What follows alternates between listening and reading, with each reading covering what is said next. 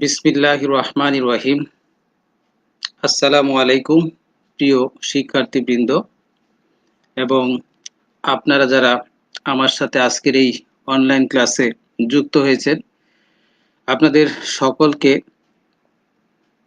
আমি প্রকৌশলী Mohammad Jamshedul Alam, instructor civil, Mymensingh polytechnic institute, আজকের আলোচনায় সাদর আমন্ত্রণ জানাচ্ছি। শিক্ষার্থী বন্ধুরা, তোমরা স্ক্রিনে দেখতে পাচ্ছ আজকে আমাদের যে অধ্যায় থেকে আলোচনা হবে সেটি হচ্ছে ষষ্ঠ অধ্যায়। আজকে আমাদের অনলাইন ক্লাসের 11তম লেকচার এবং আজকে যে বিষয়টি নিয়ে আমরা আলোকপাত করব সেটি হচ্ছে মাটির কনসলিডেশন বৈশিষ্ট্যাদি। শিক্ষার্থী বন্ধু, আলোচনার শুরুতে তোমাদের কাছে একটি প্রশ্ন রাখছি। মনে করো একটি বিল্ডিং হয়ে গিয়েছে, সেটি যদি কোনো কারণে বসে যায় তাহলে সেটি একজন মানুষের জন্য সারা জীবনের কান্না। তার কারণ হচ্ছে যে সারা জীবনের কষ্টার্জিত অর্থ দিয়ে সে তার এই সম্পদকে গড়েছে, সেটি যদি কোনো কারণে যদি তার বসন হয় এবং তার কারণে যদি সেই বিল্ডিংটি বসবাসের অযোগ্য হয়ে পড়ে, তাহলে অবশ্যই তুমি ভাবতে পারছো যে এটি কিন্তু ওই মানুষটির জন্য এক সারা জীবনের কান্নাই বলতে হবে। সেটি যাতে না ঘটে এটি আমাদের প্রত্যাশা এবং এই ঘটনার থেকে আমরা বাঁচতে পারি যে জ্ঞানটির মাধ্যমে, অর্থাৎ একজন প্রকৌশলী হিসেবে তোমার যে জ্ঞানটি থাকা দরকার। আজকে আমরা তেমন একটি গুরুত্বপূর্ণ বিষয় নিয়ে আমরা আলোচনা করব। তো চলো যাওয়া যাক, আমাদের আলোচনায় যা রয়েছে সেগুলো আমরা দেখে নেই। সে বিষয়টি হচ্ছে কনসলিডেশন। আমি তোমাদেরকে এই বিষয় নিয়ে আজকে আলোচনা করব এবং এর ভিতরে অনেকগুলো বিষয় রয়েছে। আশা করি তুমি মনোযোগ সহকারে আমার আজকের এই পাঠটি শুনবে এবং বরাবরের মতোই কিন্তু আমার পাঠের শেষে কয়েকটি প্রশ্ন তোমাদের জন্য রাখি যে আমরা আমাদের এই ক্লাসটা কতটুকু সুন্দরভাবে আমরা শুনেছি, তার মাঝখান থেকে আমি কয়েকটি প্রশ্ন রেখে থাকি। আজকেও সেটি থাকছে। আমি দেখতে চাই আমার শিক্ষার্থী বন্ধুরা কোন কোন পলিটেকনিক থেকে এবং কারা কারা সেই প্রশ্নগুলোর উত্তর সঠিকভাবে দিতে পারে। আমি আশা করি আমার ক্লাসের শেষে তোমরা সেই কমেন্টসগুলোর উত্তর সঠিকভাবেই দিতে পারবে এবং সেই আশাবাদ নিয়েই কিন্তু আমি আজকে আলোচনা শুরু করছি। তো চলো দেখে নেই কি কি রয়েছে আজকের আলোচনায়। কনসলিডেশন, আমরা কনসলিডেশন কিভাবে হয়, কত প্রকার, সেগুলো নিয়ে আলোচনা করব। তারপরে রয়েছে কম্প্যাকশন, কম্প্যাকশন একটা বিষয়, সেটা আলোচনা করব। অপটিমাম ময়েশ্চার কন্টেন্ট, অর্থাৎ এটাকে পরিমিত জলীয় অংশ বলে, এটা অত্যন্ত গুরুত্বপূর্ণ একটি টার্ম। এবং সর্বশেষ বসন সম্পর্কিত একটি গাণিতিক সমস্যা দিয়ে আজকের আলোচনা আমি শেষ করব। তা আলোচনার শুরুতেই রয়েছিল কনসলিডেশন। কনসলিডেশন কি জিনিস? এই কনসলিডেশন বিষয়টি তোমাদেরকে বুঝতে হলে তার সাথে সংশ্লিষ্ট কতগুলো বিষয় আছে, আমরা সেইগুলো বিষয়গুলো একটু তোমাদেরকে ক্লিয়ার করে নেই, তারপরে আমি কনসলিডেশনের সংজ্ঞাটি তোমাদেরকে বলবো। প্রথমে যে বিষয়টি রয়েছে, লক্ষ্য করো, স্ক্রিনে দেখতে পাচ্ছ সংকোচনশীলতা, যেটা ইংরেজিতে বলা হয় কম্প্রেসিবিলিটি। এই কম্প্রেসিবিলিটি কাকে বলে? যখন কোনো মাটির উপর চাপা বল প্রয়োগ করা হয় তখন মাটির আয়তন হ্রাস পায়। মাটির এই যে ধর্ম, এটাকে বলা হচ্ছে সংকোচনশীলতা। অর্থাৎ কোনো মাটির উপর যদি তুমি লুজ মাটির উপর যদি লুজ বলতে তুমি নিশ্চয়ই বুঝতে পেরেছো, অর্থাৎ সদ্য কোনো একটা স্থানে তুমি মাটিগুলো যখন ফেলতে থাকো একটি স্থান থেকে অন্য স্থানে নিয়ে এসে, তখন সেই মাটিগুলো কিন্তু স্বাভাবিকভাবে তার ভিতরে ভয়েডের পরিমাণ বেশি থাকে এবং লুজ অবস্থায় থাকে। তো সেটাকে আমাদের কম্প্যাকশন এর মাধ্যমে এটাকে টাইট করার প্রয়োজন হয়। তো যাই হোক, সেই কথাটি বলছিলাম যে যখন কোনো মাটির উপর চাপা বল প্রয়োগ করা হয় তখন মাটির আয়তন হ্রাস পায়, অর্থাৎ ভিতরের ভয়েডগুলো সংকুচিত হতে থাকে। তখন আয়তনটি হ্রাস পায়। মাটির যে এই যে ধর্ম, এটিকে বলা হচ্ছে সংকোচনশীলতা।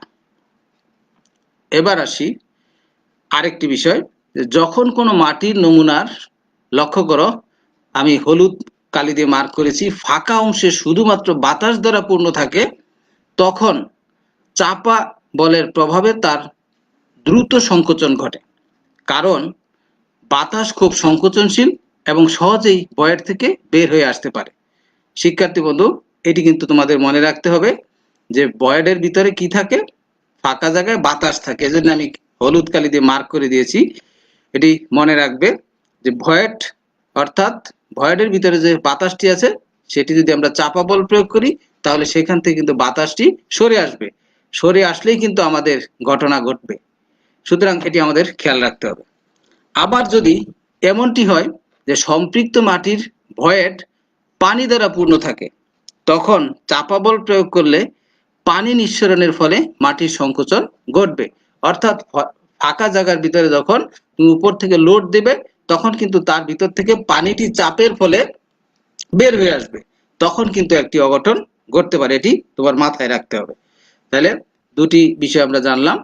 এবার একটি ছবি দেখতে পাচ্ছ, সেটি হচ্ছে ছবিতে স্যান্ডেল লেয়ার দেখতে পাচ্ছ, ক্লের লেয়ার দেখতে পাচ্ছ, তার নিচে একটি স্যান্ডেল লেয়ার দেখতে পাচ্ছ। এখানে পাশে ডান পাশের যে ছবিটি দেখতে পাচ্ছ, উপরে লোড দেখানো আছে। তো এই সয়েল লেয়ারগুলির উপরে আমরা যদি লোড প্রয়োগ করি, তাহলে লোড প্রয়োগ করলে কি হবে, পরবর্তী যে ফিগারটি সেটি দেখতে পাচ্ছ যে প্রথমে কিন্তু এই কালো লেয়ারটি কিন্তু এই টপ লেভেলে ছিল। যখনই আমি লোড অ্যাপ্লাই করেছি, তখনই কি হয়েছে, এই উপর থেকে এই সয়েলের লেয়ারটি কিন্তু নিচের দিকে, লক্ষ্য করো, কিছু পরিমাণ বসে গেল। তো এই যে বসে গেল, এই বসার পরিমাণটাকে বলা হচ্ছে কনসলিডেশন। এবার আমরা কিভাবে সংজ্ঞাটি লিখব সেটি লক্ষ্য করো। দীর্ঘদিন ব্যাপী স্থির লোড প্রয়োগের ফলে মাটির ভয়েড থেকে পানি নিঃসরণের ফলে মাটির সংকোচনকে কনসলিডেশন বলে। নিশ্চয়ই তুমি বুঝতে পেরেছো যে অর্থাৎ মাটির লেয়ারের উপরে দীর্ঘদিন, অর্থাৎ কন্টিনিউয়াসলি, ক্রমান্বয়ে তুমি তার উপর লোড দিতেই থাকবে।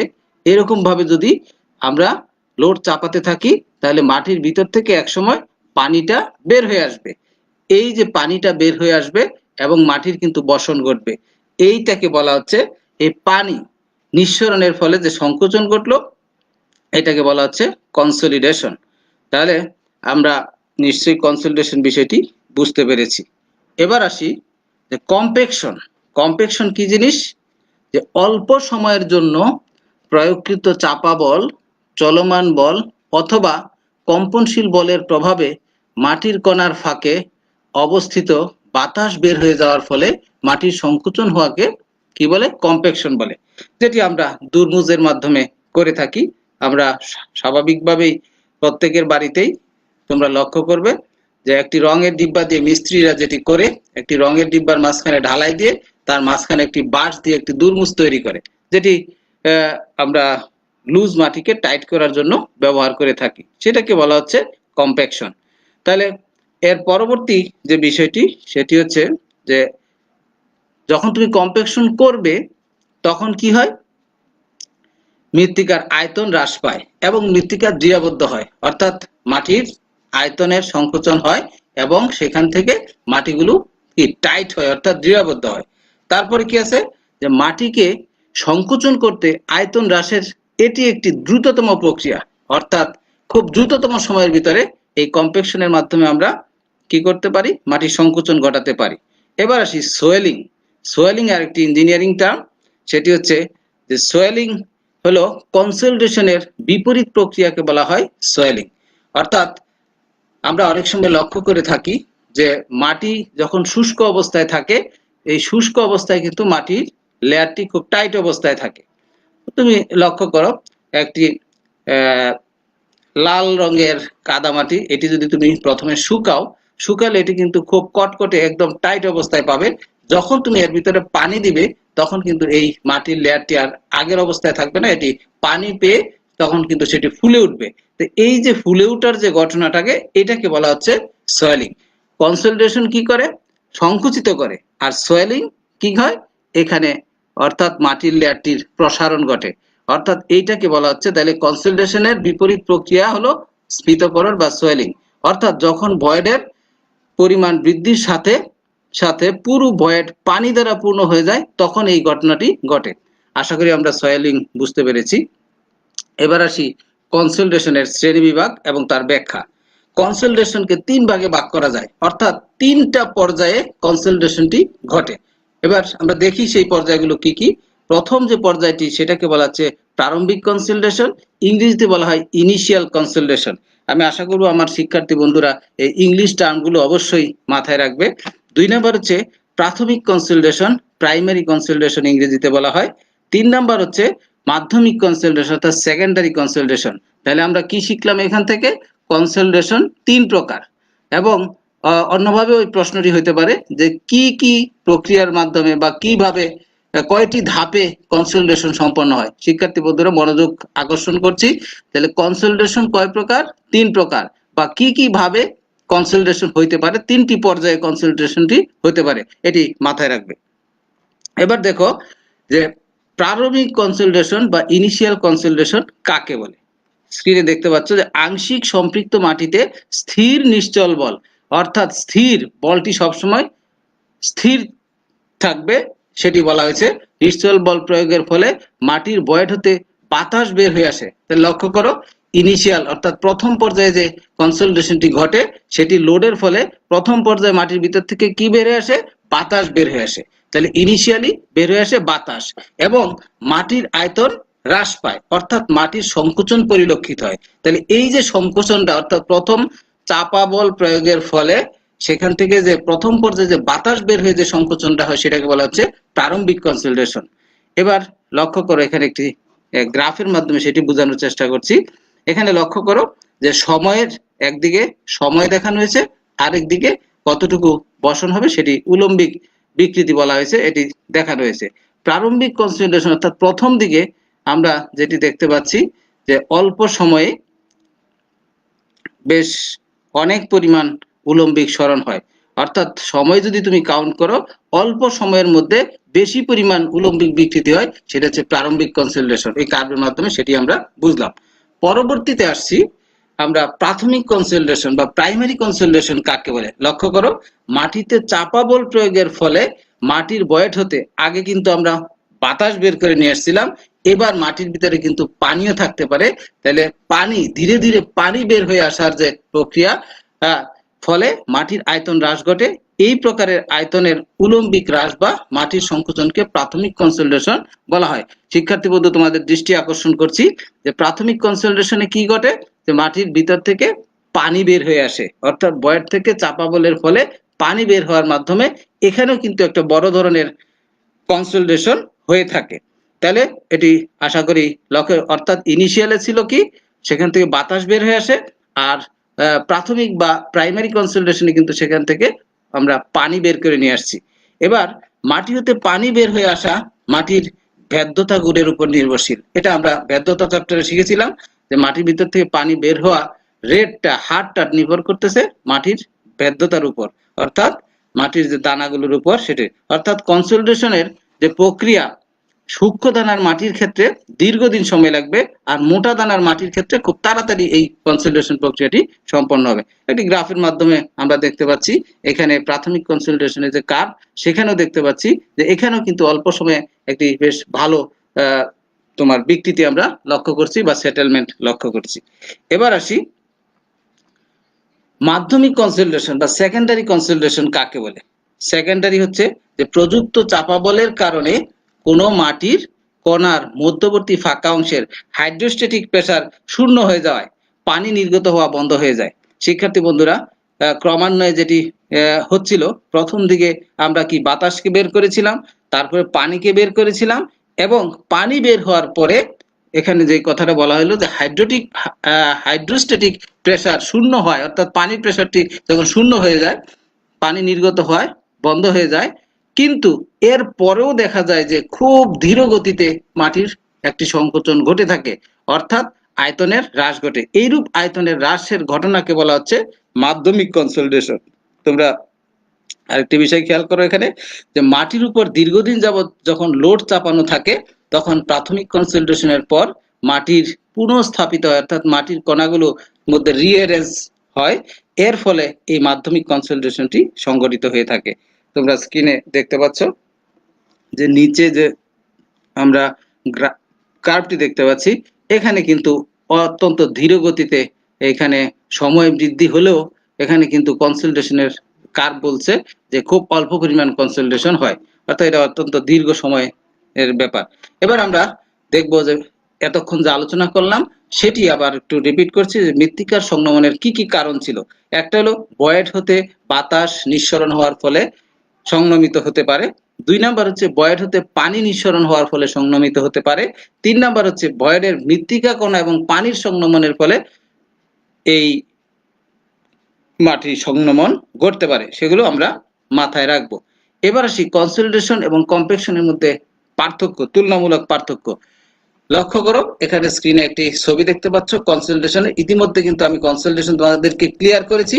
আমি একটু এখান থেকে দ্রুতই আগাচ্ছি, তার কারণ হলো এখানে অলরেডি আমাদের বোঝা হয়ে গেছে বিষয়টি।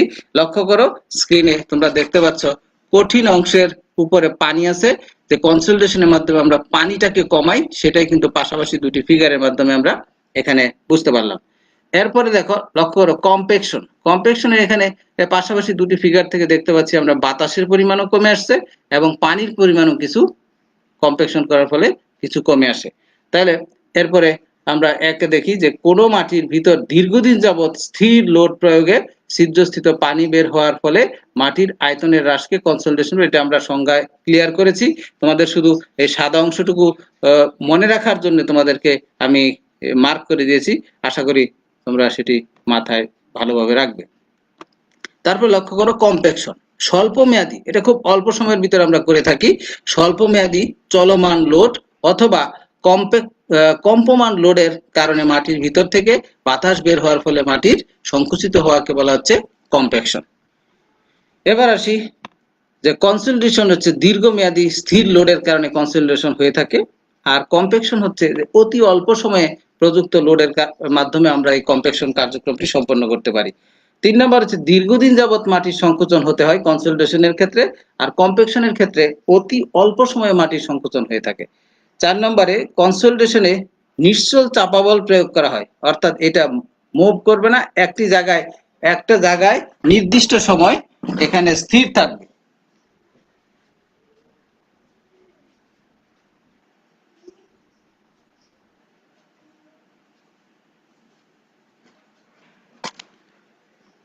তারপরে লক্ষ্য করো যে কম্পাকশনে গতিশীল চাপা বল যেমন দুরমুস, কম্পন, রোলিং, ট্যাম্পিং ইত্যাদি প্রয়োগ করা হয়। অর্থাৎ কম্প্যাকশনে গতিশীল চাপা বল যেমন দুরমুস, কম্পন, রোলিং, ট্যাম্পিং ইত্যাদি প্রয়োগ করা হয়ে থাকে। তারপর হচ্ছে 5 হচ্ছে নির্মিত কাঠামোর স্থির ওজনের কারণে কনসলিডেশন হয়ে থাকে, অর্থাৎ একটি জায়গায় স্থির লোড প্রয়োগ করা হয়। 5 নাম্বার হচ্ছে মৃত্তিকার ঘনত্ব এবং স্থায়িত্ব বৃদ্ধির জন্য দুরমুস, রোলিং, ভাইব্রেটরের সাহায্যে কম্প্যাকশন করা হয়ে থাকে।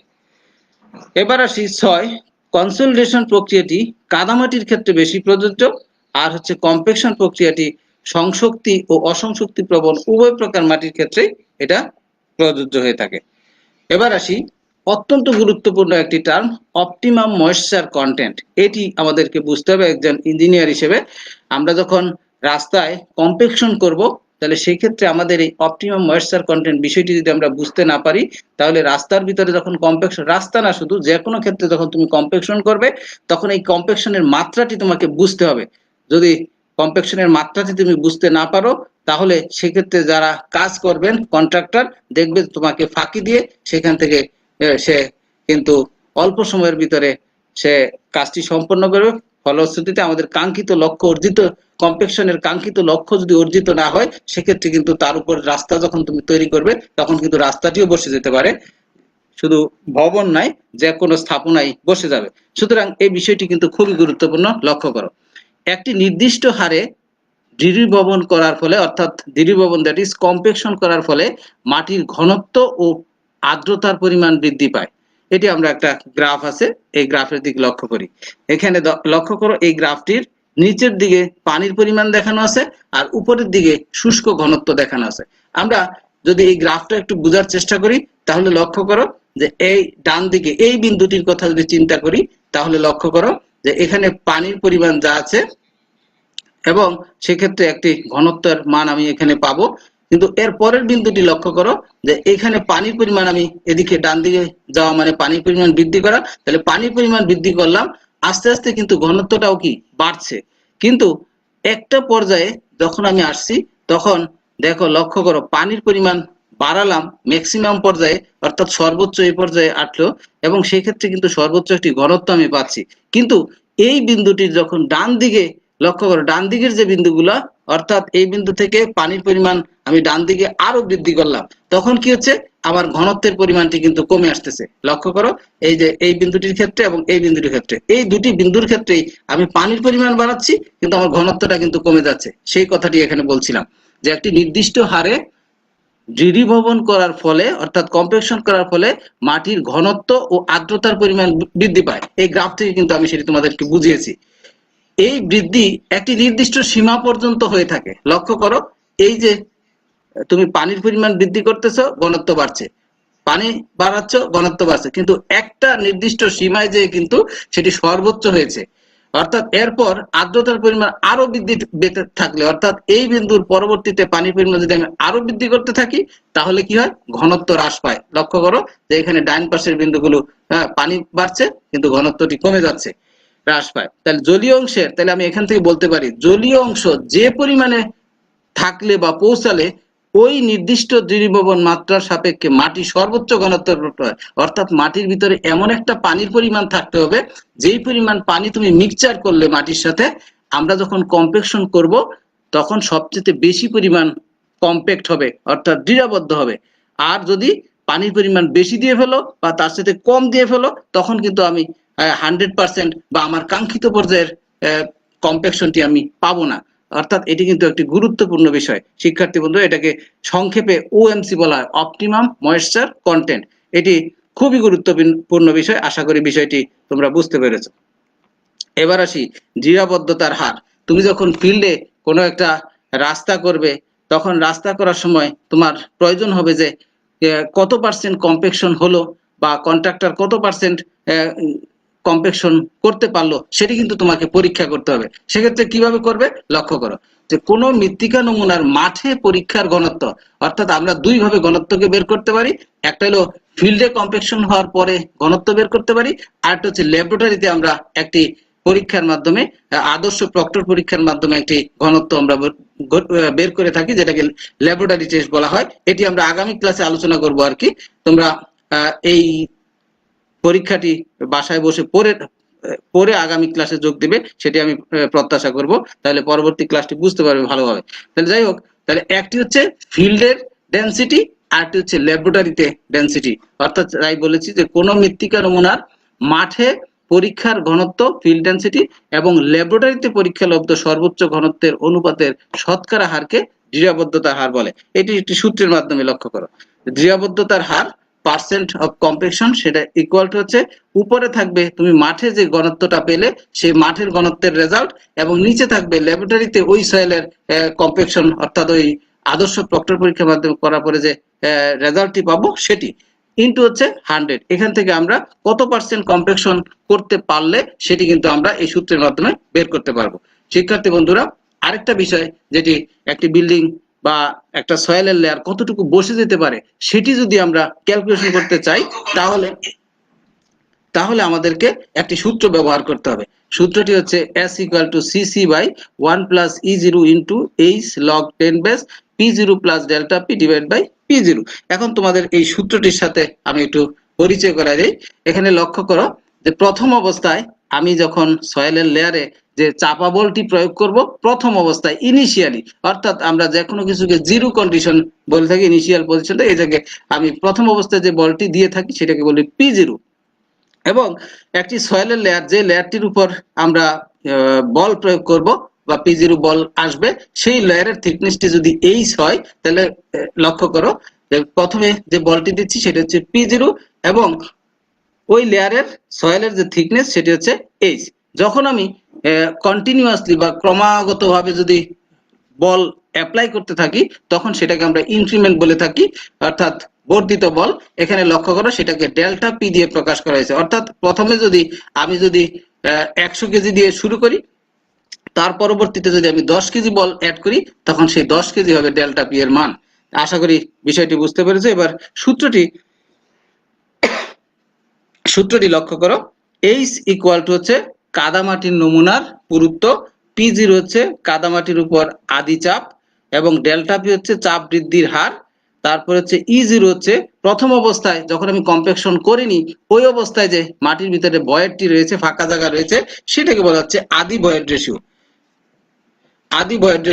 এবং এই লোড প্রয়োগ করার ফলে যতটুকু মাটি বসে যাবে, লক্ষ্য করো এখানে আমার কার্সরটির দিকে দেখো, চাপ বা বল প্রয়োগের ফলে এখানে কিন্তু মাটিটা বসে গেছে, যতটুকু বসে গেল সেটার পরিমাণ হচ্ছে S। এবার আমরা আরেকটা বিষয় সিসি অর্থাৎ সংনমন সূচক অর্থাৎ সংকোচন সূচক বলা হয়, অর্থাৎ এটা দেওয়া থাকবে। এবার একটি গাণিতিক সমস্যা। গাণিতিক সমস্যাটি অত্যন্ত সহজ। আমরা যে সূত্রটি এতক্ষণ আলোচনা করেছিলাম, সেই সূত্রটি আলোকে আমরা গাণিতিক সমস্যাটি সমাধান করব। লক্ষ্য করো, প্রথম কাজ হচ্ছে কি কি দেওয়া আছে সেগুলো তোমার লিখে ফেলা। তাহলে লক্ষ্য করো, দেওয়া আছে 5 মিটার পুরুত্বের, দ্যাট ইজ H, সয়েলের লেয়ার হচ্ছে H ইকুয়াল টু 5 মিটার। সাধারণভাবে চাপিত একটি কাদামাটির মধ্যবিন্দুতে কার্যকরী চাপ, প্রথম অবস্থায় যে চাপটি দিয়ে থাকি সেটা হলো বেশি পরিমাণ লোড দিয়ে থাকি, সেটা হলো P0 10,000 kg per metre square. Void ratio দেওয়া আছে, প্রথম অবস্থায় যে ভয়েড রেশিও সেটা হলো E0 0.55 এবং হলো বর্ধিত যে চাপ আমরা প্রয়োগ করে থাকি সেটাকে ডেল্টা পি দিয়ে প্রকাশ করি, সেটা 20 কেজি পার মিটার স্কয়ার। এবং এখানে সংনমন সূচক সিসি ইকুয়াল টু 0.35 দেওয়া আছে। শেষে মাটির নমুনার বসন এস এর মান বের করতে হবে, তো এস ইকুয়াল টু হোয়াট। একেবারে সহজ অঙ্কটি। লক্ষ্য করো, সূত্রটি প্রথমে লিখবে, লেখার ফলে সকল ভ্যালু কিন্তু তোমার এখানে দেওয়া আছে, এই ভ্যালুগুলো আমরা এখানে বসিয়ে দিলাম। বসিয়ে দেওয়ার পরে জাস্ট ক্যালকুলেটর টিপলে আমরা এই বসনের পরিমাণটি পেয়ে যাব। শিক্ষার্থী বন্ধুরা, অত সহজ অঙ্কটি পরীক্ষায় প্রায়ই লক্ষ্য করা যায় এসে থাকে। তো যাই হোক, আজকের যে মূল আলোচনা যা ছিল সেগুলো কিন্তু আমরা শেষ করে ফেলেছি। তো এখন তোমাদের জন্য বাড়ির কাজ রেখেছি, যে বাড়ির কাজগুলো অবশ্যই ক্লাস যখন খুলবে তখন তোমাদের শ্রেণী শিক্ষকের কাছে জমা দিবে, সেটি প্রত্যাশা। তোমরা স্ক্রিনে দেখতে পাচ্ছ যে আমি যা পড়িয়েছি সেইগুলোই তোমাদেরকে আমি বাড়ির কাজ দিয়েছি। এবার লক্ষ্য করো, তোমাদের প্রশ্নোত্তর পর্ব, দ্বিতীয় পর্ব। আমি গত ক্লাসে তোমাদেরকে যে প্রশ্নগুলো দিয়েছিলাম সেই উত্তরগুলো আমি তোমাদের স্ক্রিনে দিয়ে দিলাম এবং তোমরা আশা করি এখান থেকে নিজেদেরকে মূল্যায়ন করতে পারবে কে কতটুকু পেরেছিলে। অনেকেই আমি দেখেছি, অনেকেই তোমরা কমেন্টস করেছো এবং সবগুলোর উত্তর সঠিকভাবে দিতে পেরেছো। তাছাড়াও যাদেরটা দেখা সম্ভব হয়নি তারা এখান থেকে মূল্যায়ন করে নিতে পারবে। তো যাই হোক, এবার আজকের ক্লাসের থেকে আমি তোমাদেরকে কয়েকটি প্রশ্ন, 3টি প্রশ্ন রাখছি। এই 3টি প্রশ্ন আমার আলোচনা যদি সুন্দরভাবে যদি তুমি শুনে থাকো, তাহলে এই 3টি প্রশ্নের উত্তর সঠিক আমি আশা করছি। 3টি প্রশ্নের উত্তর, প্রথম প্রশ্নটি হচ্ছে কনসলিডেশনকে ড্যাশ ভাগে ভাগ করা হয়। আমি তোমাদের কমেন্টস প্রত্যাশা করছি, তোমাদের কমেন্টস এর অপেক্ষায় রইলাম। কনসলিডেশনকে ড্যাশ ভাগে ভাগ করা হয়, অর্থাৎ কনসলিডেশন কয় প্রকার আমি সেটি আলোচনা করেছিলাম। যদি আমাকে শুনতে পেয়ে থাকো, তোমাদের কমেন্টস এর প্রত্যাশায় রইলাম। এই প্রশ্নটির উত্তর আশা করি তোমরা কমেন্টসে লিখবে। কনসলিডেশনকে ড্যাশ ভাগে ভাগ করা হয়।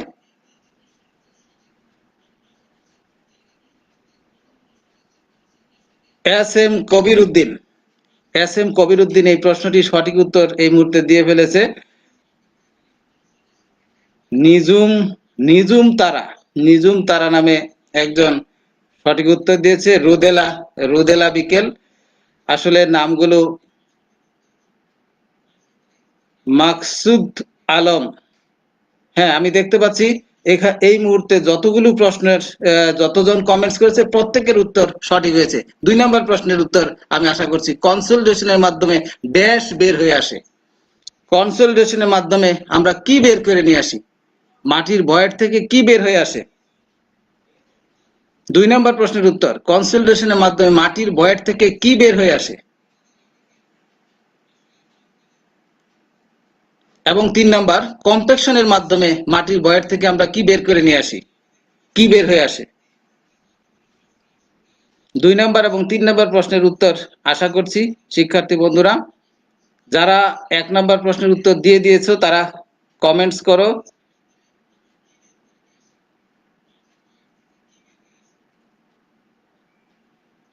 2 নম্বর প্রশ্ন, কনসোলিডেশনের মাধ্যমে ড্যাশ, কনসোলিডেশনের মাধ্যমে কি বের?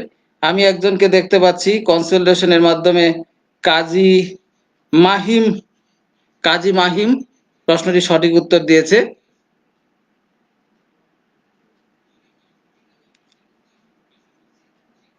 আদিবা সঠিক উত্তর দিয়েছে।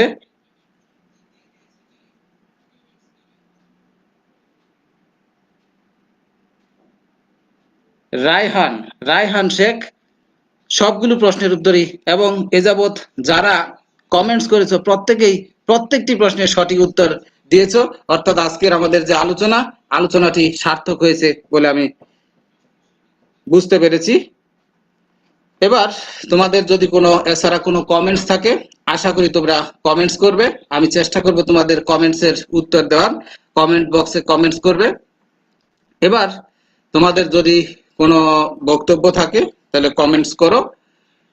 আর আগামী ক্লাসে আমরা যা আলোচনা করব সেটি হচ্ছে 6ষ্ঠ অধ্যায় থেকেই মাটির কনসোলিডেশন বৈশিষ্ট্যাদি এটি নিয়ে আমরা আলোচনা করব এবং আগামী যে ক্লাসটি এটি কিন্তু আজকে যে আমরা ওএমসি কিভাবে বের করতে হয় সেটি কিন্তু আমরা শিখব এবং এটি কিন্তু তোমার জীবনে অত্যন্ত গুরুত্বপূর্ণ একটি বিষয়।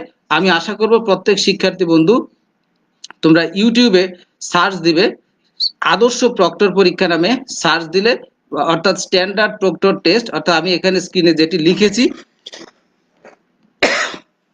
Standard proctor test of compaction, এটি ইউটিউবে যে সার্চ দিলে তুমি অনেকগুলো প্রক্রিয়া পাবে। কিভাবে টেস্টটি করতে হয় সেটি একটু তুমি দেখে রাখলে আগামী ক্লাসটি আমি নিশ্চয়তা দিচ্ছি যে আমি এবং তোমরা দুইজনই অর্থাৎ দুটি গ্রুপই আমরা সফল কাম হব এবং সেই আশা রেখেই কিন্তু তোমাদেরকে আগাম বলে দিলাম। এবং আজকের ক্লাসটি যদি তোমাদের আবার দেখার প্রয়োজন হয় তাহলে ভিজিট করো www.skills.gov.bd। তা আজকে এই পর্যন্তই। সকলেই ভালো থাকো, সুস্থ থাকো, সুন্দর থাকো এবং আমার সাথে থাকার জন্য সকলকে ধন্যবাদ জানাচ্ছি এবং আসসালামু আলাইকুম ওয়া রাহমাতুল্লাহি ওয়া বারাকাতুহু।